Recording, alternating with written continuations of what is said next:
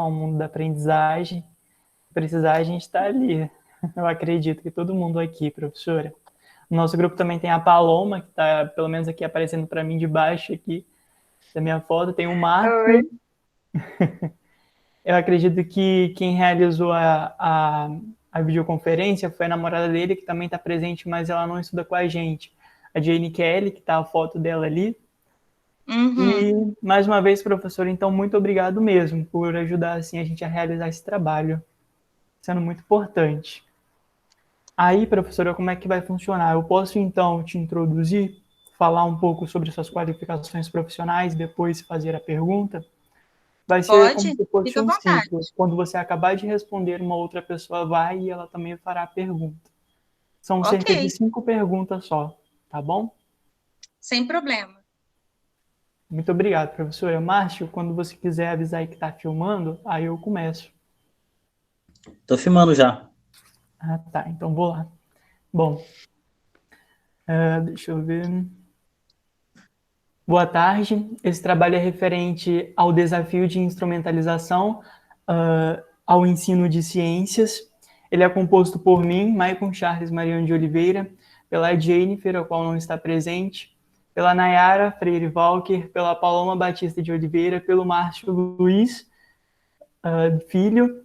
E hoje nós trouxemos aqui uma professora de ciências que atualmente ela trabalha na direção de uma escola de ensino básico, que é graduada em licenciatura em Ciências Biológicas pela Faculdade Integrada de Maria Tereza, do Rio de Janeiro, tem especialização em microbiologia pelo Instituto de Ciências da Saúde e Fundação Souza Marques, do Rio de Janeiro, possui mestrado pela Universidade de Havana, em Cuba, e também uma especialização pelo Instituto Brasileiro de Psicologia em Psicossomática, no caso de fitoterapia. Bom, professora, mais uma vez, então, quero te agradecer antes de começar as perguntas, pela sua presença, por propiciar a realização deste trabalho.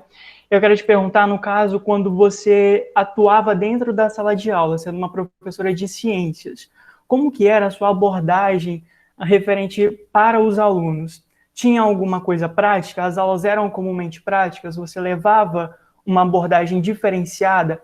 Ou era um modelo um pouco mais tradicional, que é como a gente costuma ver que, infelizmente, é ainda vigente?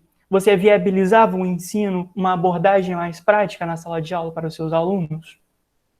O que que acontece? O que acontece é o seguinte: a gente tem uma série de restrições em termos de equipamento na escola pública.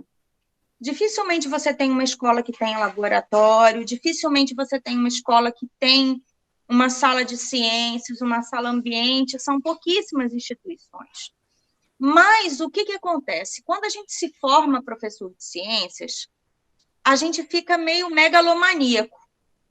A gente acha que porque a gente fez 5 zoologias, os meninos têm que fazer 5 zoologias dentro do ensino fundamental ou do ensino médio. Quando, na realidade, o objetivo do ensino de ciências na educação básica é ensinar o menino a pensar cientificamente. Então, para a nossa formação, né, quando a gente faz a graduação, a gente precisa de 5 zoologias, a gente precisa de 2 bioestatísticas, a gente precisa de, né, 3 fisiologias, mas o nosso aluno não. Então, a gente fica querendo que ele saiba coisa demais. A prática, ela é importante porque ela instrumentaliza, mas a maior parte das vezes a gente não tem esse recurso. Então, o que que a gente precisa fazer? Ou o que que eu procurava fazer?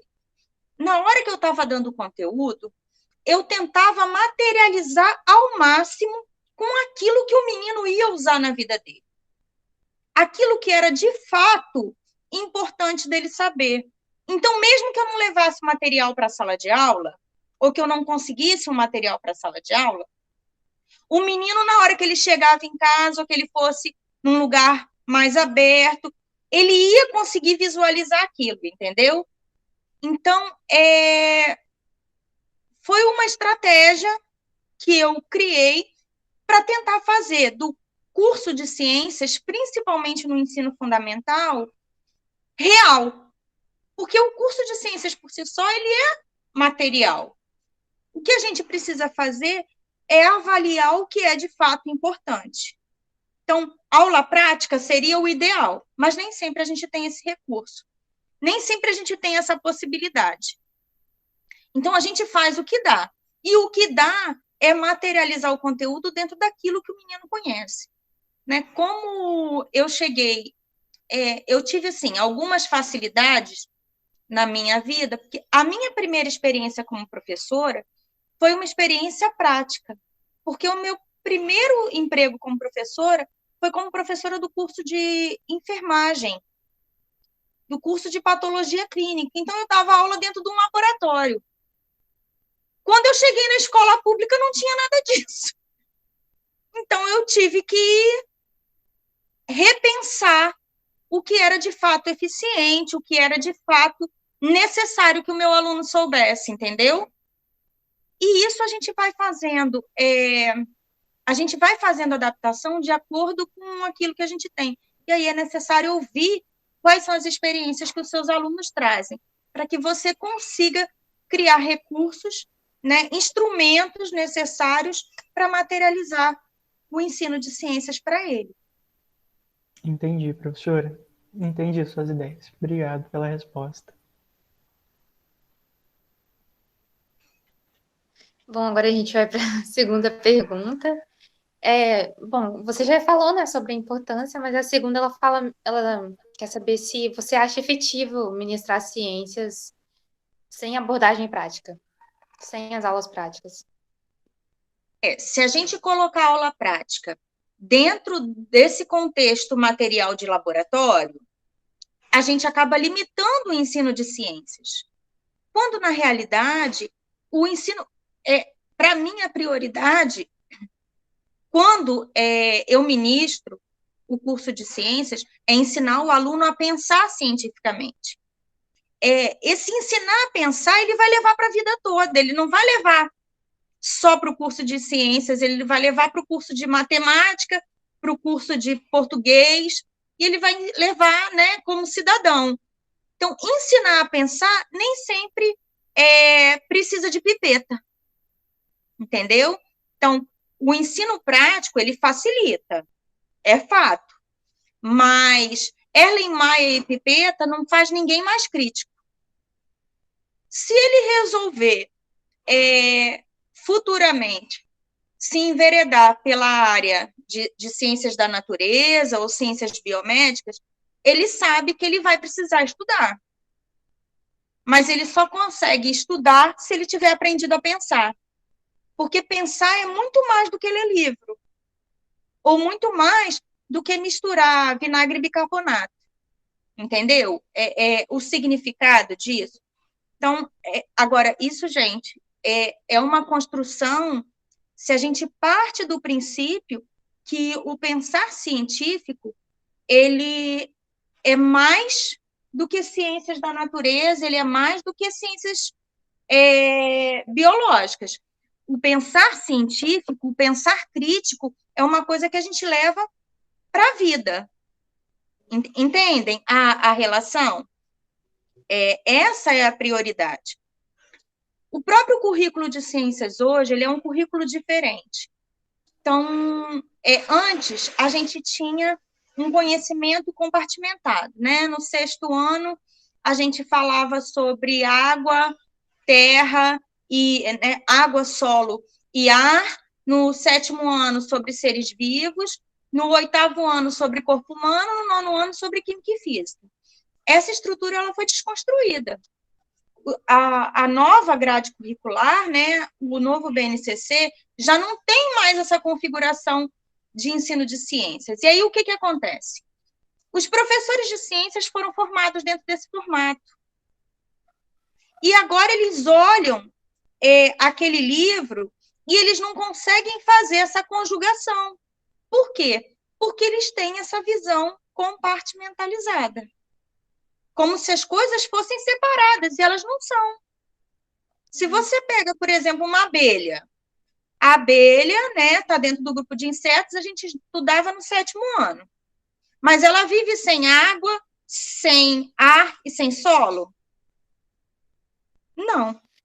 Então, como é que a gente separa a abelha disso tudo? Entendem? E são essas relações que a construção do pensamento científico faz, e que não precisa de Erlenmeyer, nem de pipeta, nem de proveta, nem de laboratório. Só que isso dá trabalho. Construir esse pensamento científico é uma coisa que dá trabalho. Porque ensinar a pensar dá trabalho. Uhum. Entendi, professora. Eu entendi Mais uma essa coisa. Quer acrescentar alguma coisa, Nath? Não, só ia falar, não deu para entender, porque eles dão muito aquela ideia de como se tudo fosse separado, mas tudo tem uma conexão. Exatamente. E aí, a aula prática, ela te ajuda? Sim, ela ajuda. Não dá para a gente fazer de conta que materializar isso não seria importante. É importante. Mas não é só isso. Não adianta a gente supervalorizar a aula prática se o menino não conseguir interpretar o que ele vê na aula prática. E até para a gente não se frustrar, porque o que acontece? Vocês estudam, lá tem aula prática e precisa, porque não dá para a gente formar um biólogo mesmo sem aula prática, né? Mas na hora que vocês chegarem na escola pública não vai ter esse material. E aí vocês não vão saber da aula? Vocês vão ficar sem dar aula porque não tem material? Vocês estão entendendo o que eu estou falando? Sim. Então a gente precisa criar alternativa. Uhum. Professora, mediante as suas ministrações de aula, né? E hoje, quando você vê um professor assim na sala de aula, no seu cargo de diretora, você se sentiu inibida ou tratou como se fosse um tabu? Se sentiu dificuldade de apresentar um conteúdo por causa de questões sociais, essas que a gente muitas vezes sabe que são preconceitos por causa da religião ou por causa de política? Você já sentiu dificuldade em levar para a sala de aula alguma questão ou abordar algum conteúdo de ciências por causa de coisas como essas? Olha só, a ciência, a gente também precisa saber que a ciência não é detentora de todo conhecimento, porque ela está em construção, né? Então, o que a gente sabe hoje é diferente do que se sabia antes. Eu vou dar um exemplo prático para vocês. Quando eu estudei lá no ensino fundamental, que não se chamava ensino fundamental na época, era primeiro grau, né? O conceito que a gente tinha era que fotossíntese acontecia de dia, né? E a planta não fazia fotossíntese à noite. Hoje a gente sabe que não funciona exatamente assim.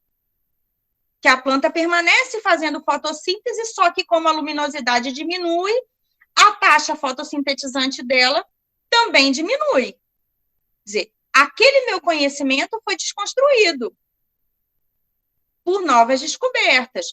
Biotecnologia era uma palavra que não existia quando eu fiz faculdade, quando eu fiz a graduação. Não existia esse conceito, né? Lá na década de 90. Então, a primeira coisa que o professor precisa entender é que ele não é detentor da verdade. Então, ele não leva verdades para a sala de aula. Ele leva conceitos, e é importante que ele esteja preparado, sim, para as contestações dos alunos. Mas eu tenho as coisas muito bem resolvidas na minha cabeça. Alguns conteúdos, por exemplo, que são conteúdos mais complicados, é o conteúdo de evolução. Mas o conteúdo de evolução, para mim, ele não é um conteúdo de crise, para mim, Patrícia. E eu sou cristã. Por que não? Porque na Bíblia está escrito assim, que Deus fez o mundo em 7 dias. Mas não está escrito que foram 7 dias de 24 horas. O que é a definição de dia? Dia é um espaço temporal, 7 etapas. E isso, para mim, conjuga perfeitamente bem com 7 momentos de evolução. Eu não tenho nenhuma crise com isso. Também não está lá na Bíblia que existe que um ano para Deus 1000 anos para Deus são como um dia e um dia como 1000 anos. Então, quem foi que disse que o dia tem 24 horas? Não tem isso dito em lugar nenhum. E aí Deus disse, faça-se o mundo e fez-se o mundo. E o que é uma explosão? É um momento. O Big Bang é uma explosão. Deus disse, faça-se a luz e fez-se a luz. E eu comento muito isso com os alunos. Então, todas as vezes que eu vou ensinar para eles, né, eu coloco para eles muito que a ciência ela é transitória. E que eles precisam entender que aquilo ali reflete alguns pensamentos, né? E que não tem nada de mal nisso. A gente acredita no que quiser, né? A mesma questão com relação à sexualidade. Eu acho que é importante que a gente entenda que tudo que a gente fala na sala de aula tem, sim, as nossas próprias verdades. Se você assume isso e você fala para o seu aluno assim, olha, isso é o que eu penso, mas o que você pensa é uma coisa que você vai construir, é uma ideia sua. Quando você dá essa abertura, e o aluno percebe que você não quer impor verdades para ele, eu acho que fica mais fácil disso ser digerido, vamos dizer assim. Então, eu nunca passei, sempre falei sobre sexualidade com os alunos, até porque a minha dissertação de mestrado foi sobre isso, né? Eu falava sobre o professor de ciências do ensino da educação sexual no ensino fundamental. Então, quando o aluno entende que você não está querendo impor para ele ouve, aceita, ele contesta, mas você não tem verdades, você tem opiniões, e você está ali para ouvir a opinião de todo mundo. Então, crise vai haver, né? Vai haver. Mas eu acho que a situação fica difícil quando o professor acha que ele tem a verdade, que a verdade é dele e o aluno não tem verdade nenhuma. E não é assim. Entendi. Então você colocava, impunha de uma forma com que a evolução ela não era assim um fato, condições, orientações sexuais não fossem um fato, mas que fossem cabíveis à nossa crença, então. Na realidade, o que acontece? A gente precisa entender que, principalmente no que se refere à evolução, o que a gente tem são teorias e evidências. Existe lei evolucionista? Não, não tem lei. Tem teorias. E tem um monte de teoria, né? E é importante que os alunos entendam que existem diferenças entre uma teoria e uma lei. Por exemplo, genética tem lei. Evolução não tem lei. Então, existem indícios. Eu acredito na evolução. Eu acho que a evolução aconteceu. Só que eu também acho que isso foi gerenciado por uma divindade. E aí, essa divindade pode ser chamada de qualquer coisa. Tem gente que chama de Maomé, Buda, Deus, de acordo com a religião. Entendi. É importante que a gente se abra a isso, entendeu? E flexibilize os alunos, porque você vai competir com as verdades religiosas de cada família? Uma guerra, né? Sim, pensa nisso. Vale a pena você competir com isso quando a gente tem um público que está cada vez mais de igrejas neopentecostais, mais conservadoras, né? Deveria ser o contrário, mas o que a gente está vendo é um processo ainda mais fechado. Você vai medir força com isso tudo? Só se você for louco. Pensa que num ano você vai ter uma média de 450 alunos, dependendo da sua carga horária, 800 alunos, e você vai competir com 800 histórias familiares? Complicado. Quando a gente tem que manter um emprego, uma vida profissional é meio complicado, né? Mas às vezes combater certas questões assim mínimas, minuciosas é necessário, né? Entendi, professora. Paloma? Então, agora falando um pouquinho mais sobre a parte administrativa, né? Queria saber um pouquinho mais da sua visão, assim, quando você era professora, como funcionava, como você se relacionava com a parte administrativa da escola que você trabalhava e como que é atualmente, né, no seu cargo atual, falar um pouquinho mais sobre o funcionamento, o que que você faz e pode ficar à vontade para falar agora. Eu sempre fui uma professora muito Caxias. Então, eu nunca tive problema com essas questões administrativas, porque eu sou ligada em 220, entendeu? Então, tudo meu é muito organizado por uma questão de gerência, até emocional. Então, uma das coisas que eu aprendi a gerenciar com o tempo foram os critérios de avaliação, que sempre provocaram muita ansiedade nos alunos e fazer disso uma forma de melhor aproveitamento. Então, uma das coisas que eu fazia é que todo o conteúdo tinha uma atividade que eu dava nota. Todo o conteúdo. Cada vez que eu terminava uma unidade, eu dava uma atividade. Fosse uma atividade em dupla, fosse uma atividade de pesquisa, fosse um texto com uma interpretação, um texto sobre o assunto com uma interpretação, e tudo valia nota. E depois disso, eu ia tirando as maiores notas para compor a média do aluno. Então, aquela história de recuperação paralela, que hoje é obrigatória, eu já fazia há muito tempo, né? Por quê? Porque às vezes você aprende muito um conteúdo e no outro você empaca. E se você deixar, por exemplo, para fazer uma prova, que eu não sei porquê, mas me parece que alguns professores usam até como um instrumento de poder, marca 5 capítulos, entendeu? Para fazer uma avaliação de 5 páginas. Você quer o quê? Você quer ferrar com o aluno,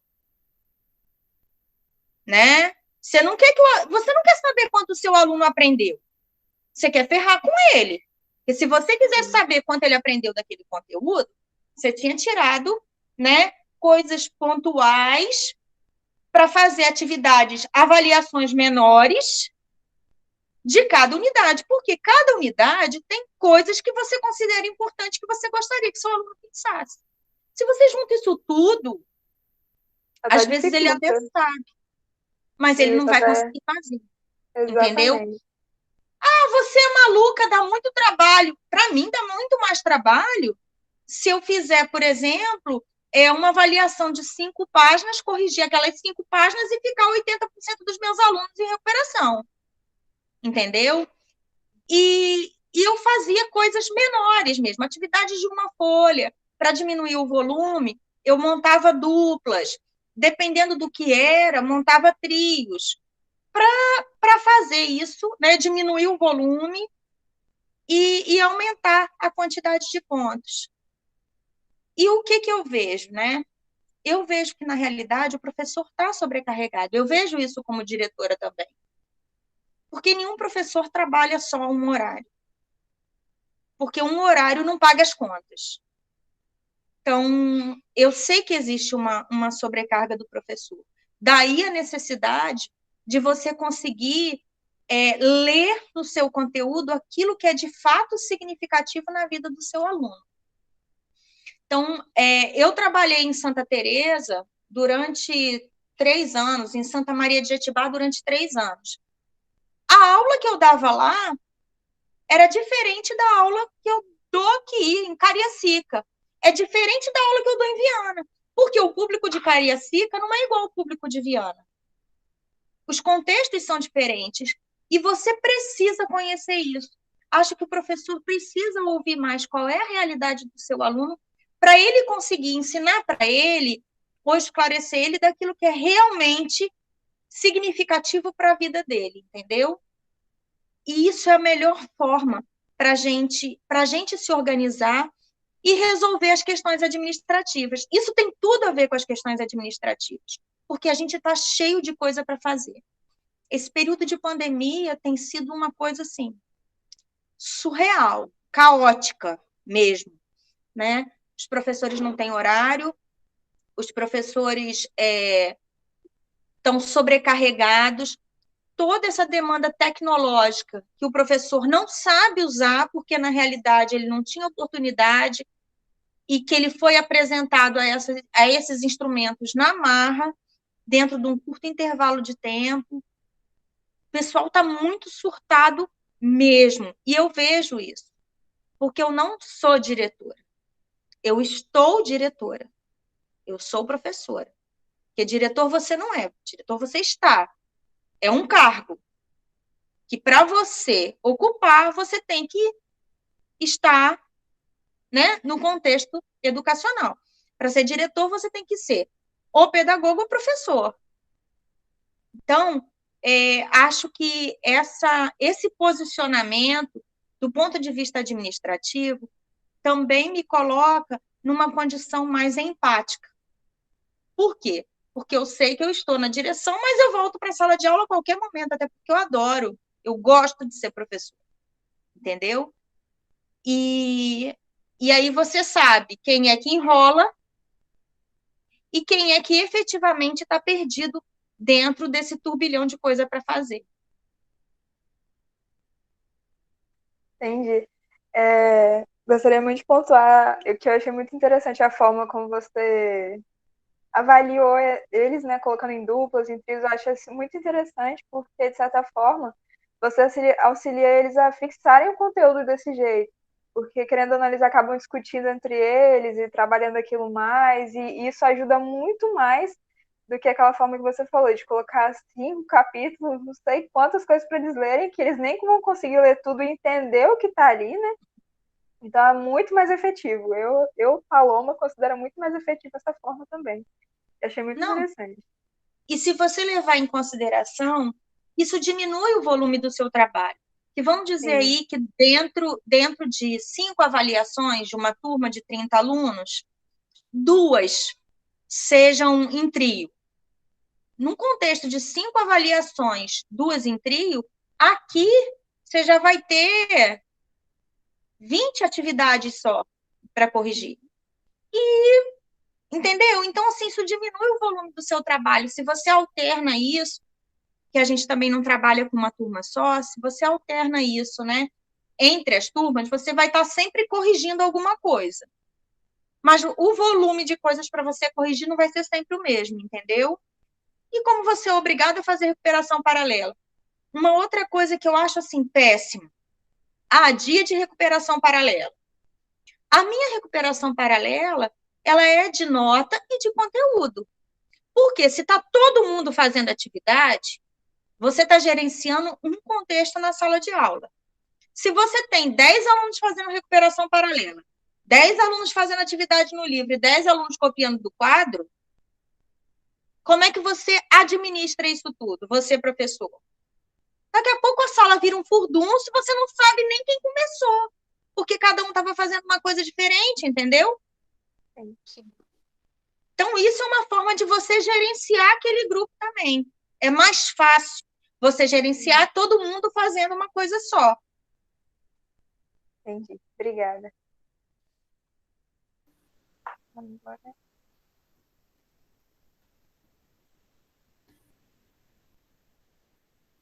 Certinho, gente? Mais alguma pergunta? Márcio? Certinho? Certinho. Então, professora, a gente gostaria muito, eu em nome de todos, né, acho que eu queria falar, muito obrigado mesmo pela sua atitude de disponibilizar o seu tempo, que eu acredito que é bem corrido, principalmente nesse período pandêmico, de nos auxiliar para propiciar a realização deste trabalho mesmo, que inclusive é para ser entregue hoje. Então, muito obrigado mesmo, professora. Foi bem difícil achar uma professora que estivesse à disposição, né? Por isso, inclusive, que a gente está fazendo em cima da hora. A Cris vai até estranhar se me vir falando isso, porque ela sabe que a gente não é desses alunos de... Existem alunos e alunos, né? Mas que não faça as coisas assim em cima da hora, mas é porque houve uma dificuldade, houve um impasse. A gente mandou mensagem para ela a respeito.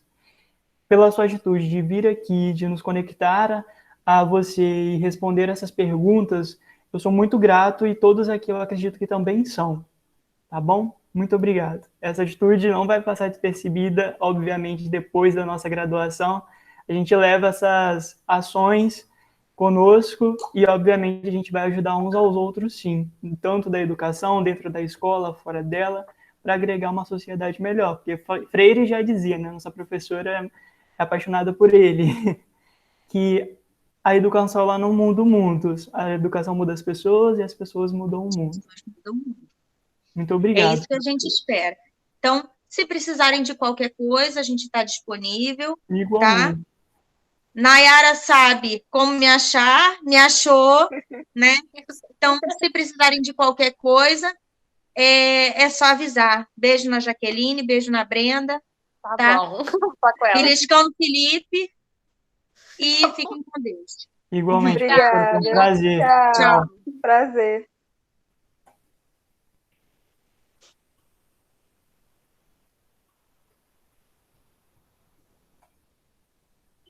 Parou a gravação, Marcinho?